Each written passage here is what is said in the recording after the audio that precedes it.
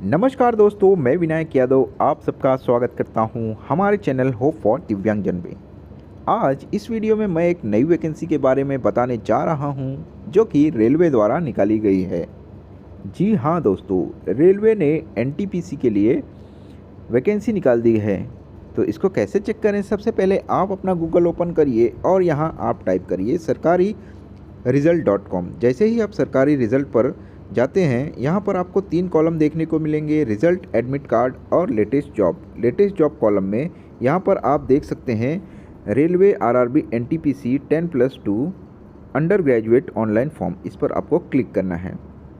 जैसे ही आप इस पर क्लिक करते हैं, यहाँ पर आप एकदम नीचे आएंगे जब, तो यहाँ से आप इस फॉर्म को अप्लाई कर सकते हैं। यहाँ पर लिखा है अप्लाई ऑनलाइन।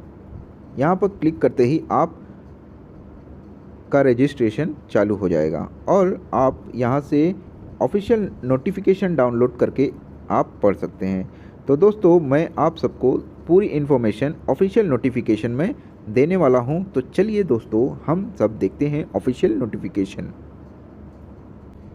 दोस्तों, हम ऑफिशियल नोटिफिकेशन पर आ गए हैं। आप यहाँ पर देख सकते हैं government of India ministry of railway द्वारा वैकेंसी निकाली गई है।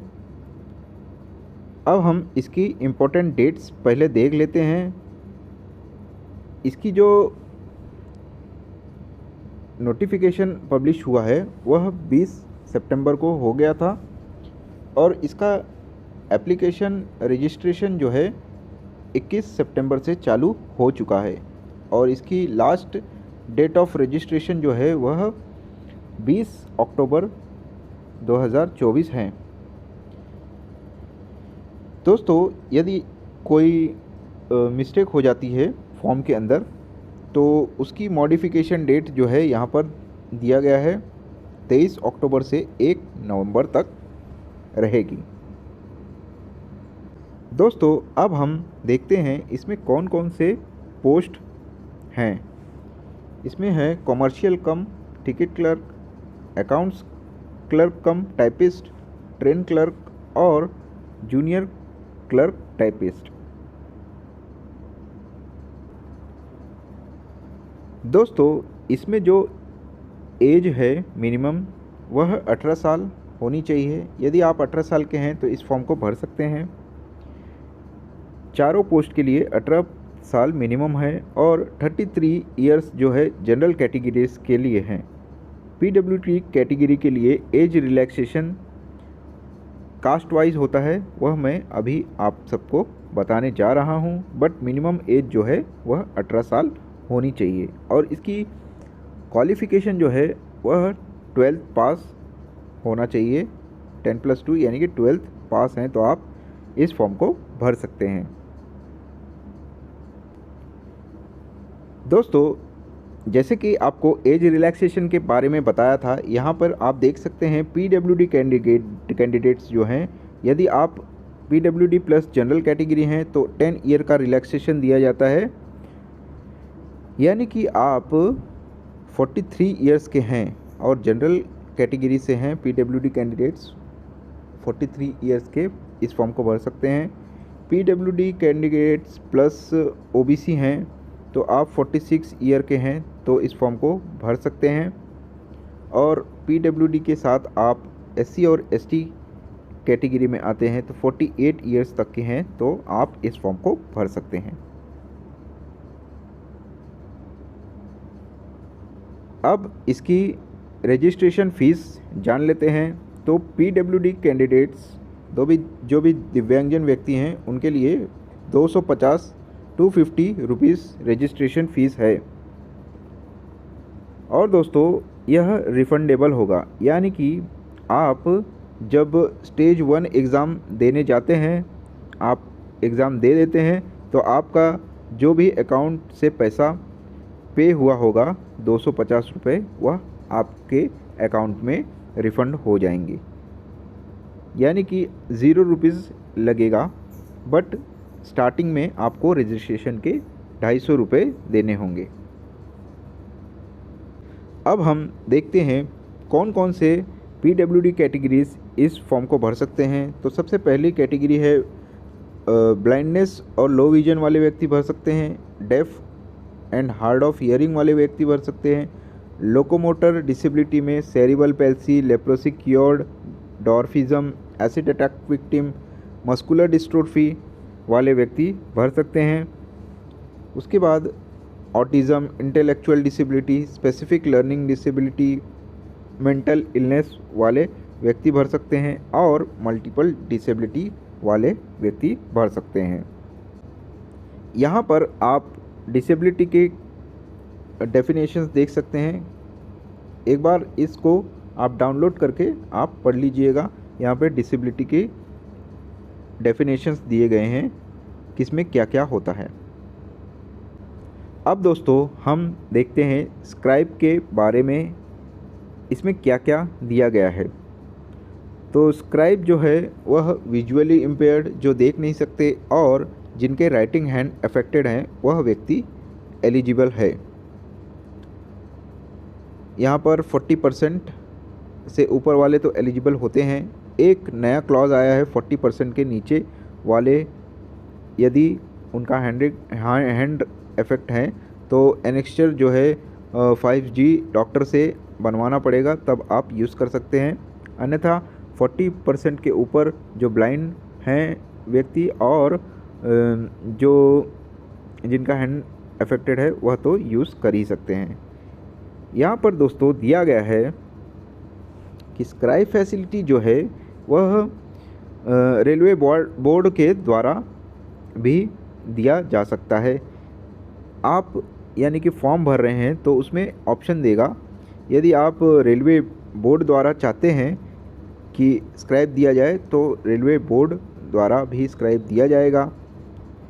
उसमें जो है कुछ कंडीशंस हैं यहाँ पे दिया गया है, जो यदि रेलवे अपना स्क्राइब देता है तो स्क्राइब जो है 2 दिन पहले कैंडिडेट से मिल सकता है, उससे बातें कर सकता है। और जो स्क्राइब की क्वालिफ़िकेशन है वह मैट्रिकुलेशन यानी कि 10th के ऊपर होगा और कैंडिडेट से तो कम ही होगा। दोस्तों एक और ऑप्शन है, यदि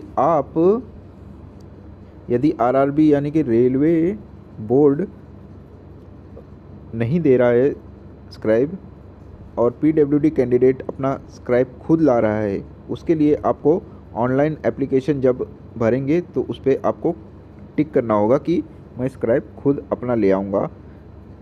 यदि आपको रेलवे बोर्ड द्वारा चाहिए तो वो भी ऑप्शन अवेलेबल है। अब अपने द्वारा स्क्राइब ले जा रहे हैं तो यहाँ पर कुछ पॉइंट्स दिए गए हैं कि जो भी स्क्राइब आप ले जाएंगे उसकी क्वालिफ़िकेशन आपसे कम होनी चाहिए। स्क्राइब जो है डिफरेंट एग्ज़ाम के लिए आप डिफरेंट ले जा सकते हैं। उसके बाद यहाँ पर दिया गया है, यदि आप जो भी स्क्राइब लेकर जा रहे हैं वह इस एग्ज़ाम को ना देता हो, ऐसा स्क्राइब होना चाहिए। और स्क्राइब आप जो भी ले जाएंगे उसको यह एनेक्स्चर फॉर्म आपको भरना पड़ेगा। इसी एप्लीकेशन के नीचे आपको वह फॉर्म मिल जाएगा, वह प्रिंट आउट निकाल कर आपको वह फॉर्म भरना पड़ेगा।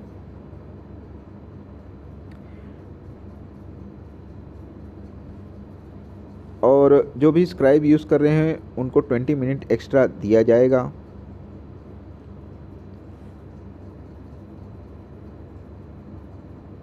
और यहाँ पर दिया गया है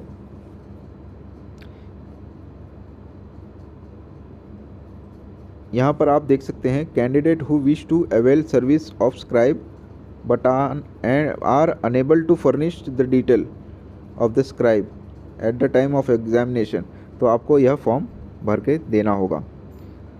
और यहाँ पर दिया गया है 1 आई ब्लाइंड कैंडिडेट्स विजुअली जो इम्पेयर्ड होते हैं लेस देन 40%, वह उनको स्क्राइब का फैसिलिटी नहीं दिया जाएगा। यहाँ पे दिया गया है मेडिकल एग्जामिनेशन डॉक्यूमेंटेशन जब आपका होगा, डॉक्यूमेंट वेरिफिकेशन, उस time medical examination railway board द्वारा लिया जा सकता है कि आप स्क्राइब के लिए एलिजिबल थे या नहीं थे, वह चेक किया जाएगा। तो यह सब बातें स्क्राइब से रिलेटेड थी, जो कि इम्पोर्टेंट पॉइंट्स हैं। आप भी एक बार इसको अच्छे से पढ़ लीजिएगा। अब दोस्तों इसकी रिक्रूटमेंट प्रोसेस देख लेते हैं। तो इसमें जो है प्रीलिम्स एग्जामिनेशन, जो कि इसमें बोला जाता है CBT 1 होगा, और फिर सेकंड स्टेज होगा CBT 2।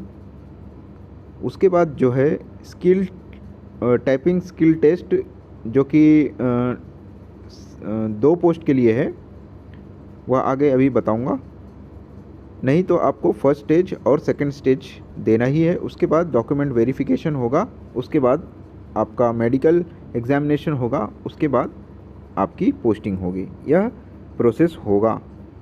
अब देख लेते हैं स्टेज 1 में जो है, यह यहाँ पर दिया गया है। स्टेज 1 में general awareness, mathematics, general intelligence, यानी कि 100 क्वेश्चंस होंगे। 120 मिनट्स दिए जाएंगे।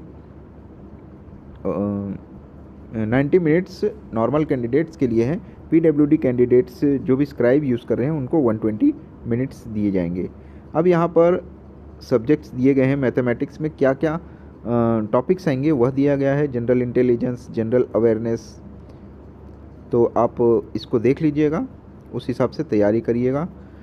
और सेकंड स्टेज होगा, यहाँ पर आप देख सकते हैं सेकंड स्टेज में भी जनरल अवेयरनेस, मैथमेटिक्स और जनरल इंटेलिजेंस यानी कि रीजनिंग होगा। 120 क्वेश्चन होगा, 90 मिनट्स। उसके बाद यहाँ पर भी दिया गया है कौन कौन से टॉपिक्स होंगे यहाँ पे सब्जेक्ट वाइज। अब यहाँ पर जो मैं आपको बोल रहा था टाइपिंग स्किल टेस्ट होगा, वह जो है अकाउंट क्लर्क कम टाइपिस्ट वाले पोस्ट के लिए होगा, और जूनियर क्लर्क कम टाइपिस्ट के लिए यह टेस्ट होगा। यहाँ पर दोस्तों PWD कैंडिडेट्स के क्वेश्चंस आ सकते हैं कि हम टाइपिंग नहीं कर सकते हैं तो क्या हमको टाइपिंग देना होगा। तो यहाँ पर दोस्तों दिया गया है, यदि PWD कैंडिडेट्स जो टाइपिंग में छूट चाहता है उसको एक डॉक्टर के द्वारा एनेक्चर 5E यह वाला फॉर्म आपको डाउनलोड करके डॉक्टर से यानी कि आपको बनवा कर जो है टाइपिंग से पहले आपको RRB की वेबसाइट पे डालना पड़ेगा, तब आपको उसमें छूट मिल जाएगा। और आपके जो सेकंड स्टेज में मार्क्स आए होंगे उसके आधार पर आपको कंसीडर किया जाएगा। तो टाइपिंग से रिलेटेड यह क्वेश्चन आप समझ गए होंगे, और जो व्यक्ति टाइपिंग कर सकते हैं उनका तो टाइपिंग हो गई। अब टाइपिंग के बाद यहाँ पर डॉक्यूमेंट वेरिफिकेशन होगा, उसके बाद आपको अपॉइंटमेंट दिया जाएगा। दोस्तों यहाँ पर पोस्ट के पैरामीटर्स दिए गए हैं जो कि PWD कैंडिडेट्स के लिए बहुत ज़रूरी है। तो यहाँ पर आप देख सकते हैं कॉमर्शियल कम टिकट क्लर्क की जो सीट हैं, जो पोस्ट है, उसके लिए VI कैंडिडेट्स जो है एलिजिबल नहीं है। HI कैंडिडेट्स एलिजिबल हैं, और लोकोमोटर डिसेबिलिटी वाले कैंडिडेट्स एलिजिबल हैं। उसके अंदर सब कैटेगरीज दिया गया है, जैसे कि आप यहाँ पर देख सकते हैं OA यानी कि 1 आर्म 1 लेग, और muscular weakness, leprosy cure, dwarfism, acid attack victim वाले व्यक्ति इसके लिए एलिजिबल हैं, और OD वाले नहीं हैं, और MD वाले भी एलिजिबल हैं। तो यहाँ पर आप सारे पोस्ट के लिए यहाँ पर देख सकते हैं। और यहाँ पर मिनिमम क्वालिफ़िकेशन जो दिया गया है यह 50% मार्क्स यह जो है PWD कैंडिडेट्स के लिए नहीं है। आपके कितने भी परसेंट आए हो आप एलिजिबल हैं। यह 50% जो लिखा है वह जनरल जो नॉर्मल कैंडिडेट्स हैं उनके लिए है, PWD कैंडिडेट्स के लिए यह नहीं है। तो आप 12th पास होने चाहिए बस। और यहाँ पर आप सभी पोस्ट के लिए यहाँ पर आप देख सकते हैं सारे कैटेगरीज कौन कौन एलिजिबल हैं। तो जैसे कि वीआई कैंडिडेट्स में अकाउंट कम क्लर्क टाइपिस्ट वाले में लो विजन वाले व्यक्ति एलिजिबल हैं, और जूनियर क्लर्क कम टाइपिस्ट में ब्लाइंड और लो विजन वाले दोनों एलिजिबल हैं। ऐसे ही यहाँ पे एचआई के लिए भी दिया गया है। एचआई के लिए डेफ और हार्ड ऑफ हियरिंग 3 पोस्ट के लिए एलिजिबल है, और हार्ड ऑफ हियरिंग 10 क्लर्क के लिए एलिजिबल हैं। वैसे ही यहाँ पे दिया गया है एलडी कैटेगरीज में 1 leg, both leg, muscular weakness, leprosy cured, dwarfism और acid attack victim account clerk cum typist के लिए एलिजिबल हैं। ओडी जो कैटेगरी है उसके लिए वह एलिजिबल नहीं है चारों पोस्ट के लिए, और एमडी वाले तो एलिजिबल हैं। यहाँ पर आप देख सकते हैं। यहाँ पर दोस्तों आरआरबी जोन वाइज यहाँ पर दिया गया है कितने पोस्ट कौन कौन से कैटेगरी के लिए दिया गया है। यहाँ पर आप देख सकते हैं पीडब्ल्यूडी कैंडिडेट्स के लिए यहाँ पर दिया गया है कैटेगरीज। यहाँ पे रेगुलर वाले यह सब हैं, और यह सब बैकलॉग वाले हैं। जहाँ बी वीआई बी एचआई लिखा है यह सब बैकलॉग हैं, और यह रेगुलर वैकेंसीज हैं। तो यहाँ पर आप जोन देखकर आप अप्लाई कर सकते हैं। तो यहाँ पर एकदम नीचे आते हैं, यहाँ पर टोटल नंबर ऑफ आरआरबीज में कितने सीट्स हैं यहाँ पर दिया गया है। वीआई कैटेगरी के लिए 39 है, एचआई के लिए 73, एलडी के लिए 78, ओडी के लिए कोई भी वैकेंसी है ही नहीं, और एमडी के लिए 19 वैकेंसीज़ हैं। तो टोटल जो है 209 सीट्स पीडब्ल्यूडी कैंडिडेट्स के लिए रेलवे में दी गई है। तो दोस्तों इस नोटिफिकेशन को आप भी डाउनलोड करके एक बार पढ़ लीजिएगा, और प्रिपरेशन आप अपनी अच्छे से करिए, और आप जॉब लीजिए रेलवे में। तो कोई भी डाउट्स हों तो आप कमेंट कॉलम में पूछ सकते हैं। तो दोस्तों आज का वीडियो यहीं समाप्त करता हूँ। धन्यवाद। आपका दिन शुभ हो।